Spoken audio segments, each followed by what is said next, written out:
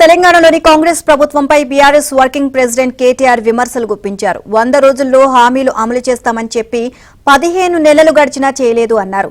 ఏ ఒక్క ఊళ్ళో కూడా 100% రుణమాఫీ జరగలేదు అన్నారు. రుణమాఫీ నిధులన్నీ ఢిల్లీలోని తమ అధిష్టానం ఖాతాలో వేస్తున్నారు అని కేటీఆర్ ఆరోపించారు. 26,500 కోట్లట రుణమాఫీకి. ఇది పోయిన సంవత్సరం చెప్పిన మాట. పోయిన బడ్జెట్ లో ఈ బడ్జెట్ లో ఏం చెప్పిన ఎరికేనా? 20,000 కోట్లు కట్టేసినా అయిపోయింది రుణమాఫీ అంటాడు. ఎక్కడ 50,000 కోట్లు, ఎక్కడ 20,000 కోట్లు, మధ్యలో 30,000 కోట్లు ఎక్కడ పోయినాయి? ఎక్కడికి? 40 సార్లు ఢిల్లీ పోవడం అంటే మామూలు ముచ్చట్న?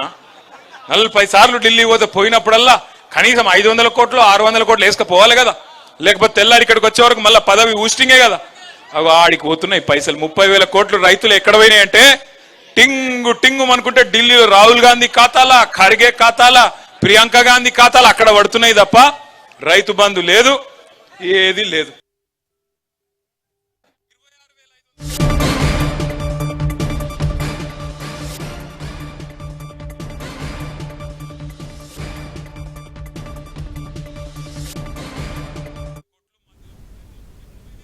చిట్చాట్లో కేటీఆర్ కీలక వ్యాఖ్యలు చేశారు. వచ్చే ఏడాది పాదయాత్ర చేస్తానని చెప్పారు. బీఆర్ఎస్ ను మళ్లీ అధికారంలోకి తీసుకురావడమే తన లక్ష్యమని అన్నారు. తెలంగాణలో మళ్లీ బీఆర్ఎస్ దే అధికారమని ధీమా వ్యక్తం చేశారు.